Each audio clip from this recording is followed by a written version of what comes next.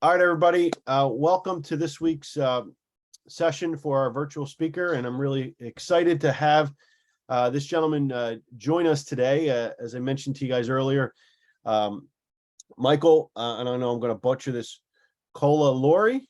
Yeah, Colleluori. Yep. Colleluori. Yep. I'm really excited to have Michael join us today. You know, he has an interesting sort of path into the world of sports, and it's different than, what we've heard and what you guys think of in terms of just the four major leagues here in Philadelphia. He's more on the entrepreneurial side and also the nonprofit side. So I'm really excited to hear a little bit about his story, and I'm hopeful that we'll make this as interactive as we possibly can here, doing it in a virtual environment. So as we sort of move through this, we've got about a half hour here. So as we move through, if you guys have any questions, again, I want you guys to either ask a question, and I know you're all on mute now, or you can type it in the chat, and then I'll administer that. But so anyway, let's get started. Michael, welcome. Thank you for being here, and we look forward to hearing from you. Yeah, absolutely. So thanks so much, everyone, for giving me the opportunity to connect with you. Whenever there's an opportunity where I can give back and help, or even just connect, I'm all for it. I am a servant leader. I am service oriented. So everything that I'm involved with is about helping others. And so, my story starts, I was a Division I athlete at Hofstra University. I'm a big lacrosse player. My brother Nick and I both accepted full scholarship to play there. And when I was a freshman, my second week in, Nick was diagnosed with cancer and given 3 months to live. So it was a very, very challenging, dark time.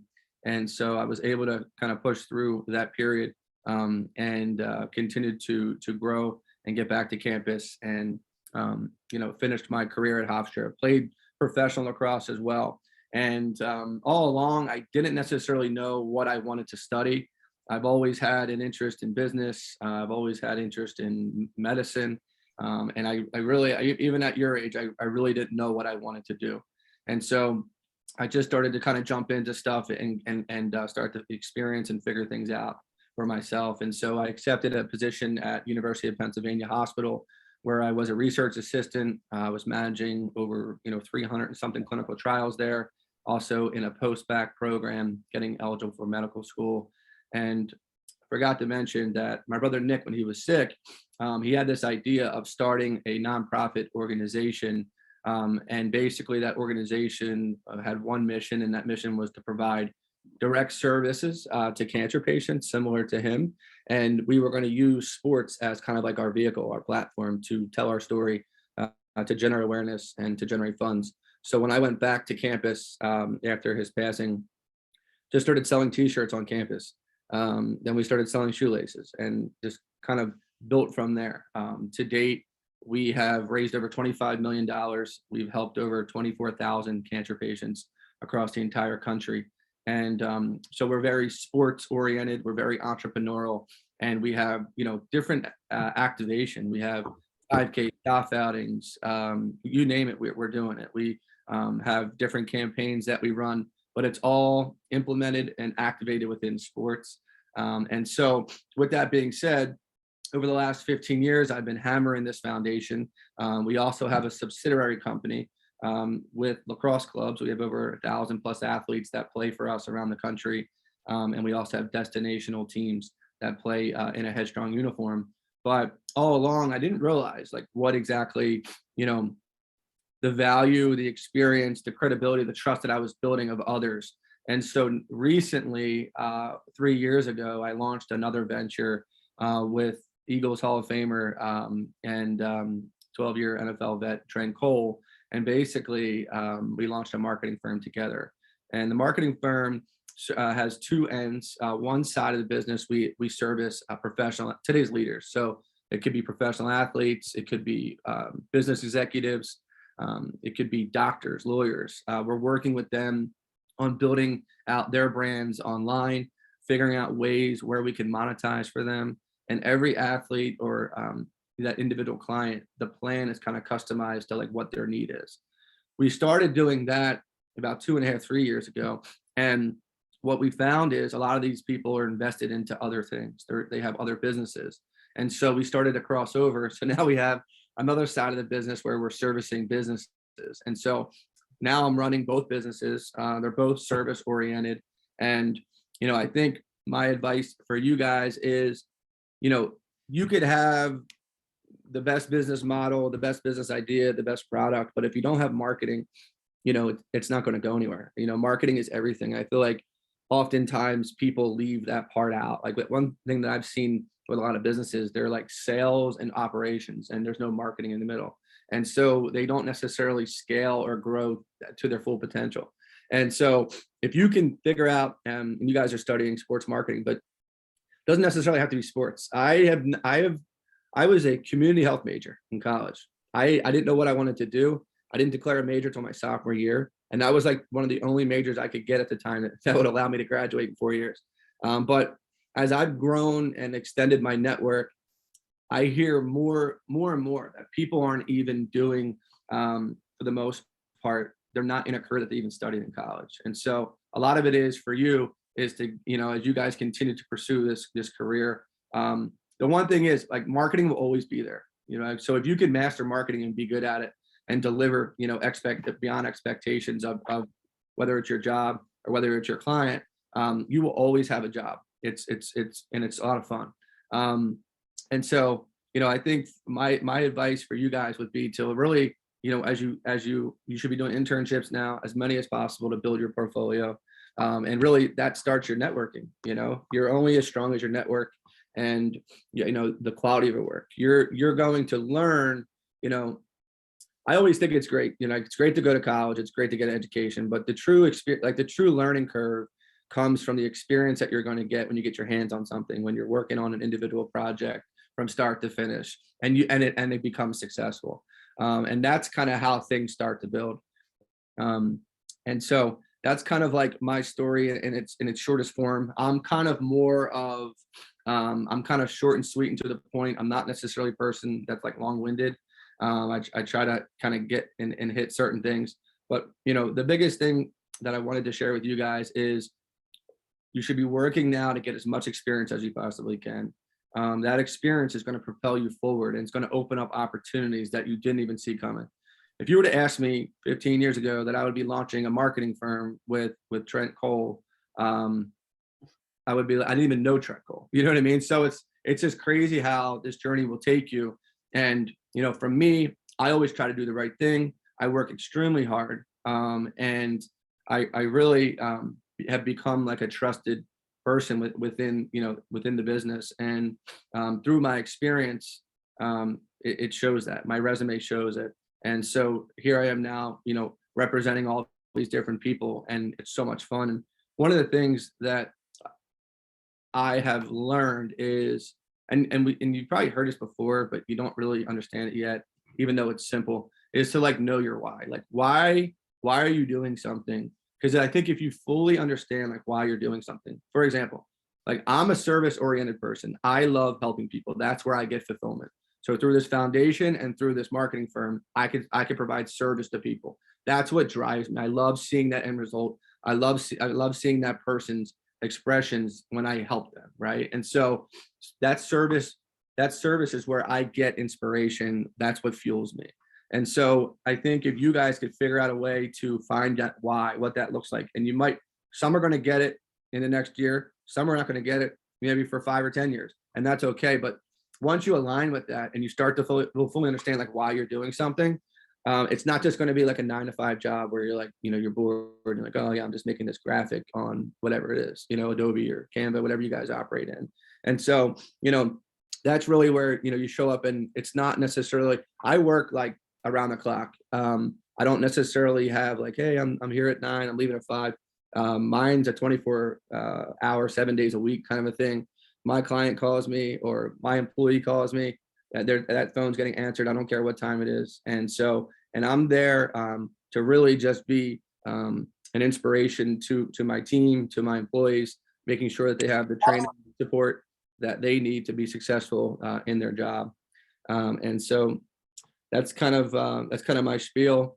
Happy to answer any questions possible. The one thing too I was going to say is, even though you're studying like sports marketing, like you can go pursue a career in any marketing. It doesn't have to be my business partner on the marketing firm is Kim Stewart. And she was with the Philadelphia Eagles. She was Comcast Sportsnet. She's been in that. And at the time when she was, she always talks about it when she was, and not to knock those networks or those organizations, because that's where she built her experience, her network, and the trust of others, and her knowledge. But it's not necessarily what you think it is. And so, but you won't necessarily know that until you're in it. And so, with that being said, you guys can take this in any direction you want.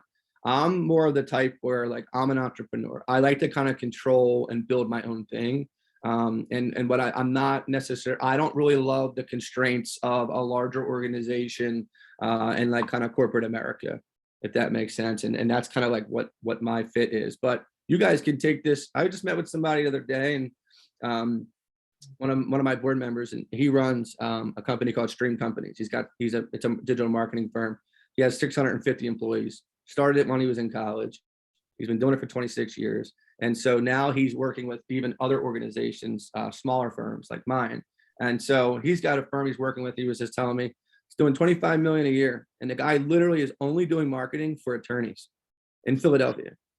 Right. So if you find, yourself in a niche market and you become obsessed and you study that market and you learn as much as you possibly can, that's where it's at. So any questions you guys have, or anything that you wanted me to elaborate on?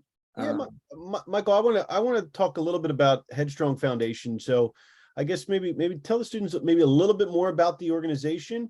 And then I'm curious to hear how you manage that business, over the last couple of years during COVID, when, I'm sure that events became very difficult or challenging to sort of host.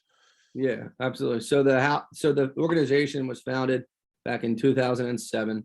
It was just my mom and I. And so, like I said, I was back on college campus, and we were getting other, lacrosse teams and other sports teams to wear our laces and attend events.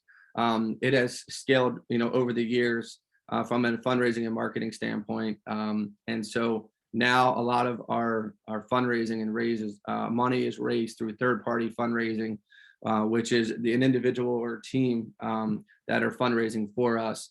The service side of the organization, we support families in 3 ways: financial, residential, and emotional support. And that's across the entire country. So in our financial portfolio and our service there, we provide financial assistance to cancer patients that are in hardship. We have a facility where we lodge families that are traveling to Philly for cancer treatment. And then on the mental and emotional side, we do a lot of stuff in the hospitals. And we also send out these comfort kits that go out to patients nationwide. But I have a whole team of employees, and I basically manage that company. And so I'm not super heavy in the day-to-day because I have an entire team that helps us facilitate our day-to-day operation. And so that's been great. My mom's my business partner in that. And that's kind of where we're at with that. We have a full functioning board, and we've been around for a while. We do about like 4 million a year within the foundation. And then underneath, like as I mentioned earlier, underneath the foundation, we have another company called Headstrong Lacrosse. We have lacrosse clubs that operate. I have a director of sports operations, a director of finance, a director of marketing that all oversee that, and then general managers underneath of that with coaches and membership underneath of that. So it's a lot. It's not an easy thing. And one of the biggest things that I wanted to really hammer into you guys is, and I'm not saying this in a bad way, but I think the one thing to really understand is I always tell people it's a marathon, not a sprint. I feel like our younger generation, and even though I just turned 35, I'm still considered young. But I think it's important to understand that like you're not going to graduate college and make $250,000 or 500. Like it's unrealistic. And I think it's important to be realistic with yourself and really take like your early 20s and even some of your late 20s to just gain as much exposure and experience as possible, because that's where you're going to gain the most amount of knowledge. And once you have that knowledge and you have the documentation that supports that, that's where the bigger opportunities will present themselves. And so, I think with the way that things are presented these days, especially, I'm sure you're all on social media in some form, whether it's TikTok or Snapchat or Instagram. And you see a lot on there. A lot of people are showcasing things on there. And I feel like it gives the false representation. My board member that has 650 employees, he's been doing this for 26 years, and so he's been steadily growing year over year. My foundation has been growing steadily over year. Like even through COVID, we actually grew each year. And so it's just a constant push every single day, having a clear, I always say, plan your work and then work your plan. So always have a plan and then work that plan as hard as you possibly can. And for you guys and girls, it's really just about getting as much experience as you possibly can. And I don't want to defer you or discourage you from going to try to get an internship or a job with the Birds or the Flyers or Phillies, because it is only going to help you in the long run. And so that's my answer to that. Okay. Well, we can start opening it up. Anybody have any questions here? I know some of you may have some questions for Michael. Yeah, I actually have one. So in terms of the marketing firm, how did that kind of get started with Trent Cole? Yeah, so I always have side hustles. I'm just a grinder. And so I have my own LLC. I've done a lot of business consulting for different types of companies. I was doing business consulting for a digital marketing firm. It then moved into a bigger role where I became more of a business development role, and I was bringing in all these accounts. And I'm like, you know what? Why? At the end of the day, I asked myself, why am I bringing on all these accounts for someone else? Like, why don't I just do this myself? And so I stepped away from that position. And one of the clients that I brought on was Trent Cole. And so when he found out that I was leaving, he reached out to me and said, listen, I've never met someone like you, the way that just the way that you deliver, you over exceed expectation. You're a true professional. I trust you. Would you mind just doing my marketing? And I basically came in and I cleaned him up. I rebranded him. I repositioned him. And now I manage, even though he's my business partner, I manage all of his properties, from him as the athlete to all of the ventures that he's involved with. And so I service him as an advisor, but then I also oversee all the different pieces of everything that he's involved with.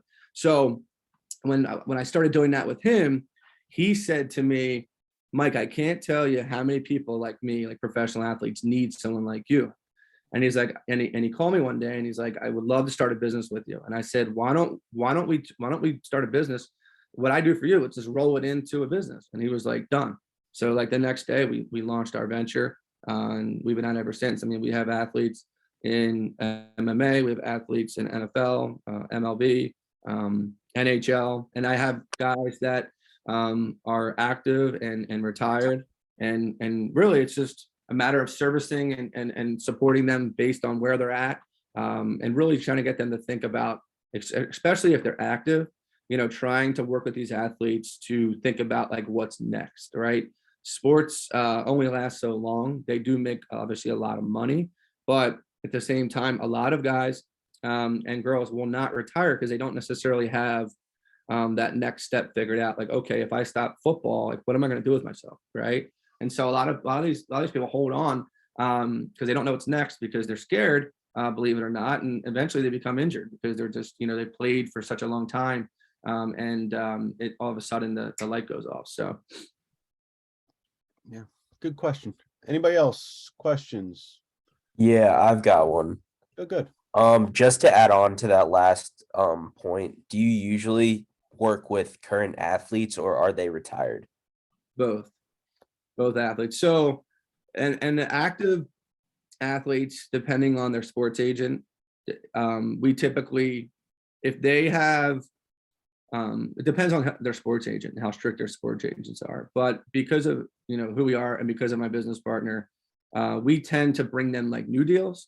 So if there's any like active deals that they have or anything that comes through, like let's just say, like let's just use the Eagles for example, right? Let's just say you played for the Eagles and the Eagles brought you an opportunity to go do an autograph session, or to do a commercial, or if something goes through the agent's office, or something that you did last year, right? That would be solely, we wouldn't be able to interfere with that. But if I can bring you a new opportunity, like, hey, listen, I have this new energy drink, and they want to feature you as a brand ambassador, and they're going to pay you, let's just say $15,000 to do a post this month. I could bring that opportunity to you. And the thing too is, like, it's working with these athletes to figure out like what they can monetize. And a lot of times they're so busy with the demands of their sport and the franchise, like what the team, you know what I mean? So when the season's out, they just want to, they need a break, right? They just want to be with their family. They need to give their bodies a break. And so they don't need to worry about like, what did I post to social media today? You know what I mean? So it's like working with them on making sure we do capture content days, and we have a bunch of that. If they do get, and that's the thing I didn't mention on the athlete side, we facilitate their sponsorship. So if there is a set of deliverables on a month-to-month basis that they need, to do, we make sure that those action items get done for them on their behalf. And we just tell them where to be, when to be. Like I'll give you an example. Like with my business partner, he's a professional outdoorsman, right? So he fishes and hunts professionally around the clock. He's a farmer. And so we literally were just out on the water in the Chesapeake Bay, and we took all the sponsorship products that he represents. We went out on the water. We had another boat out there. We had a videographer, a photographer. We were out there all day, and he was just fishing, using all the products. And we're out there all day long shooting just assets. And then basically they would be edited. We hand over all that stuff via Dropbox right to the brand. And now they can then use that obviously to market, their products. And then also he's responsible for posting to his channels as well. And so there's a lot of money within influencer marketing and brand ambassadorships, especially, what's interesting is we've seen this shift in the market where a lot of these bigger brands, they would try to go after, not everyone can go after like LeBron James. Plus what they found is that they could take a portion of what they would spend on LeBron and spread it across like micro level influencers. So they can take, $50,000 and give it out to like a dozen influencers and reach that many more demographics and communities of people. And they're actually closer to the end consumer. And they have a higher conversion rate with the product that they're selling. Yeah, good question. Does anybody here have any internships lined up yet, or active in any internships now?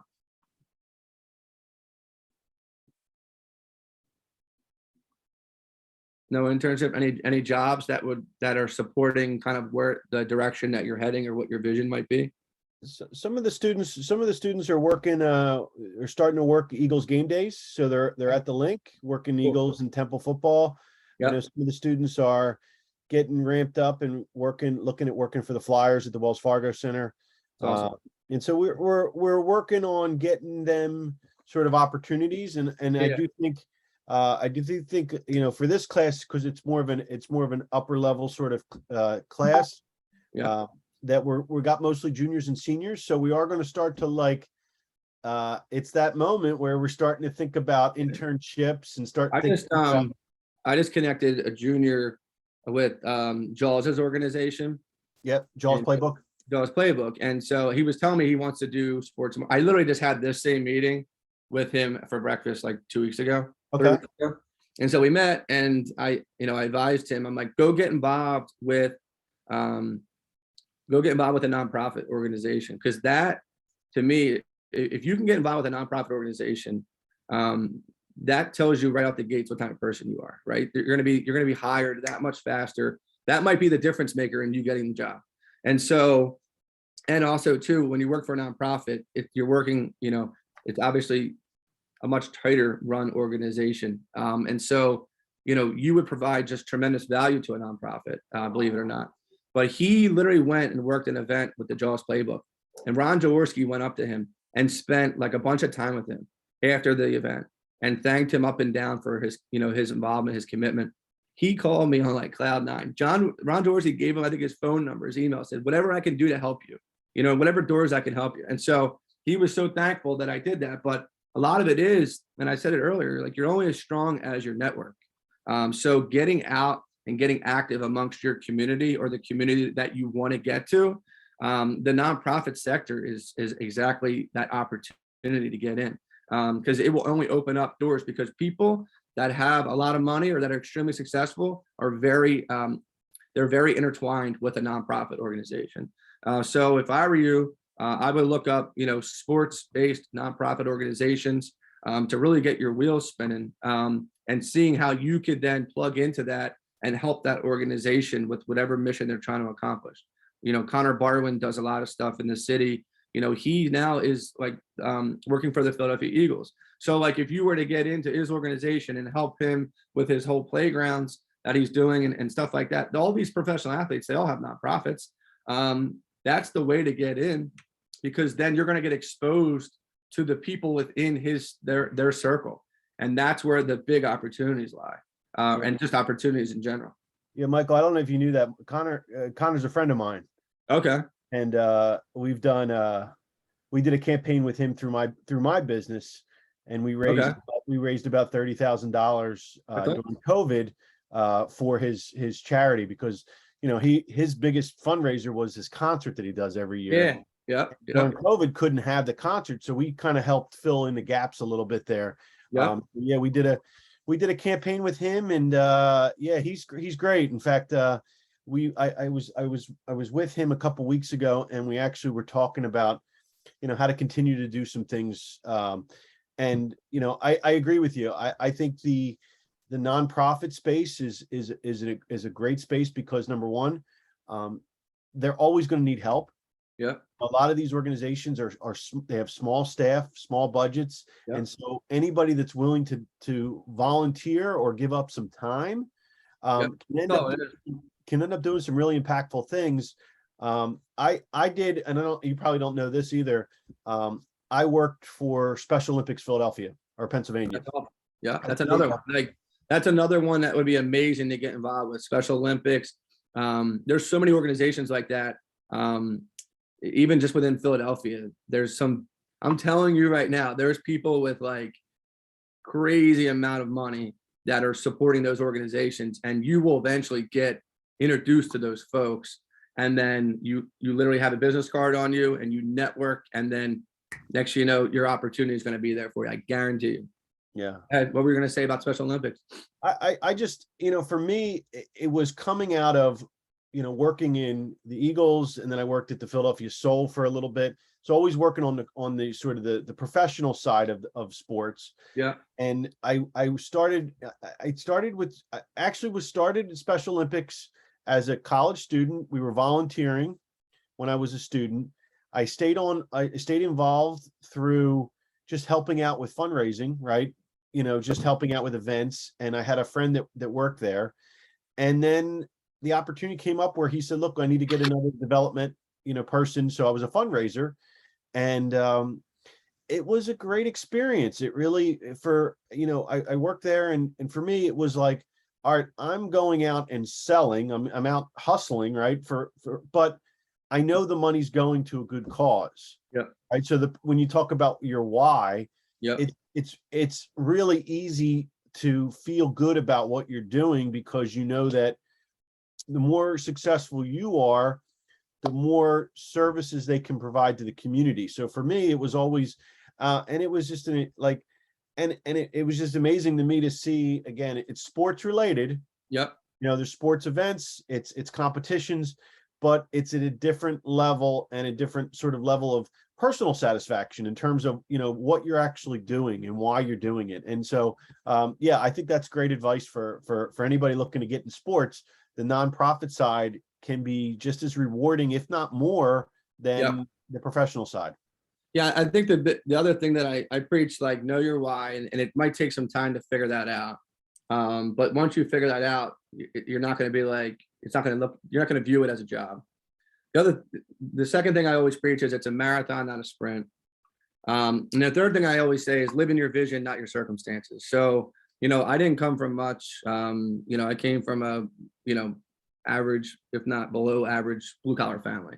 And so don't let your circumstances dictate what you want to do. Like I always say, whatever your vision is, go after it. Every single day, have a plan of actions to reach towards your vision, and don't let your circumstances define that and hold you back. You know what I mean? Those are kind of the three things. And the last thing is I love what Scott O'Neill always says is like, be present. So be where your feet are, basically, is what he says.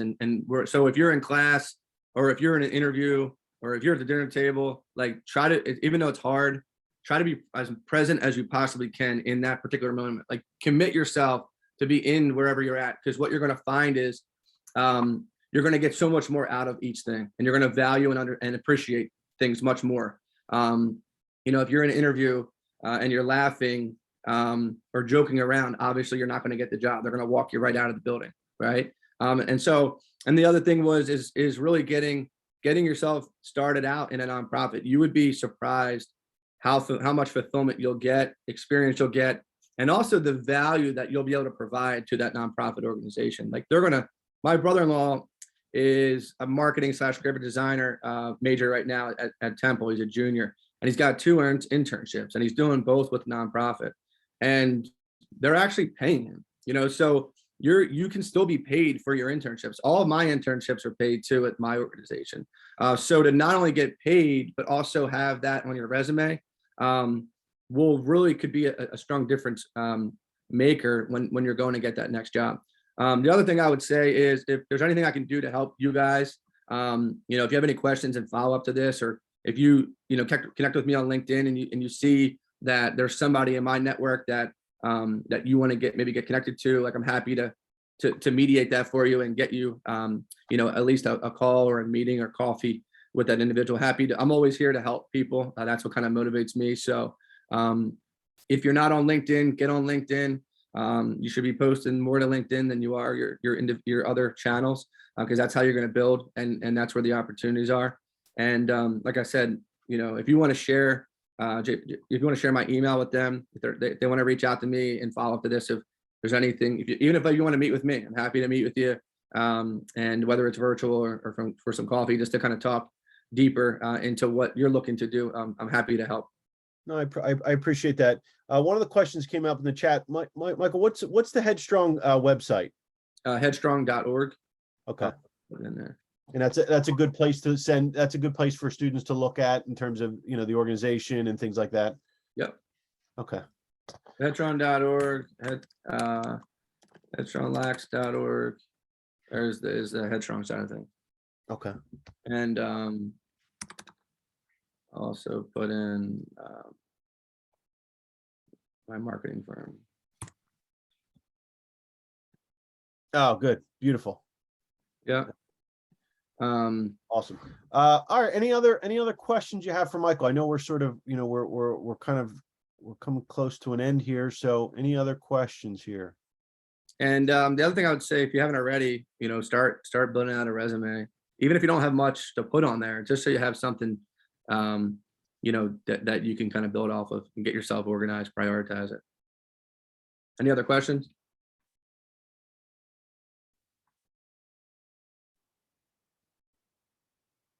No? Everybody's shy here. You don't need to be shy. Everybody's shy when it comes to guest speakers. I don't know why. We're just getting back into this. I guess we're getting back into this. Who haven't we heard from? Joseph Rizzi? Yeah, Joe's usually. Joe, you seem like you would have a question, Joe. Daniel Mansfield? Uh-oh, he's calling you out now. Let's go. Feed me.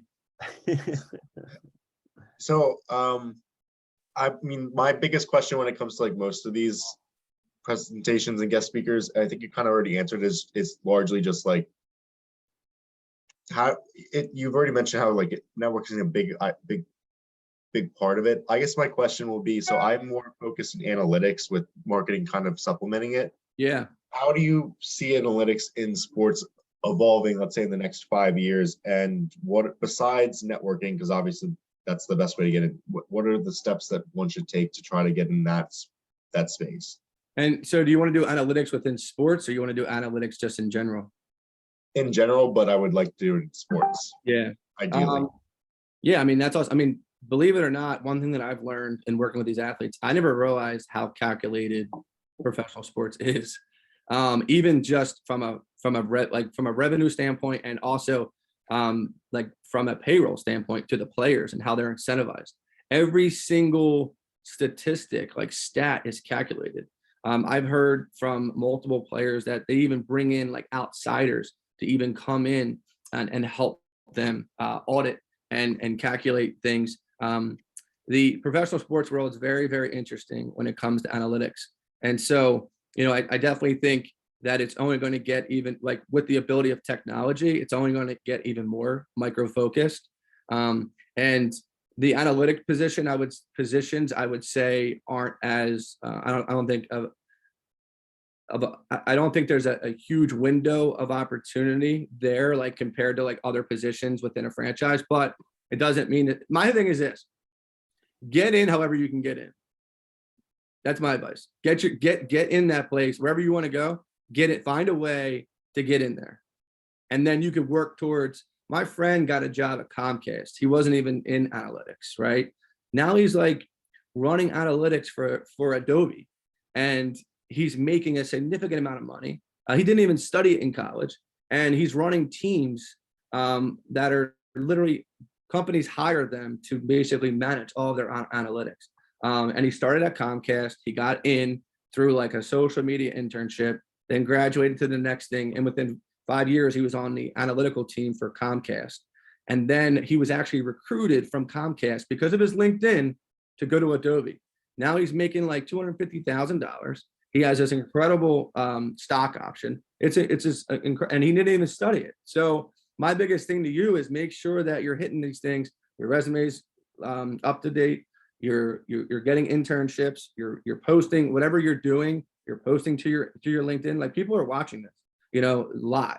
And so, and I also think finding a way to get your foot in the door is huge with regards to that. And ultimately, if your dream is to get the analytics, like, even if you have to get in through the marketing team, and then work. And then as you get in and you prove yourself, you know, everything's proof of concept. You prove that you're a valued person and that you're going to deliver, right? Quality work, speed of delivery, all those things. Then when the time's right, you open up that conversation to your boss. Say, listen, I would really love to, like, people do it at Penn all the time, because I'm very involved with Penn, right? And a lot of people want it. There's certain parts in Penn medicine that are harder to get in than others. But like, I've helped nurses get in there. My mom's on the board there. So like, I'll help get my friends jobs there. It might be in the cardiology. They want to get in the oncology department, let's just say, or they want, you know, whatever the case may be. But like, they'll get in through, you know, a different department. And then eventually after 2 years, they'll cross over to the department that they wanted to get into. So however you want to get in, you'll bridge that gap when you get in there. Yeah, that's a great point. I'd also say that sometimes it's building sort of what I like to call transferable skills. So maybe, you know, even on the analytics side, you know, maybe it's getting experience maybe in the non-sports related business, but then you can go into an organization and say, look, I did this for this company, and I know how to do these certain skills that can now help your business. Yep. And so you're showing that you're bringing value to a team. Yep. And I think that's always sort of, you know, again, I've always worked on the business side of sports. So for me, it was, you know, the people that said, hey, I just want to work in sports and I'll figure it out. And they go through the sales and marketing side of things. And then there's also people that come to the organization like an accountant, like someone in finance, now someone in like in technology, that have this sort of hard skills that then now they bring in. But I agree with you. It's all about just getting in, working hard, and then some of that stuff just naturally works its way out. Any other questions?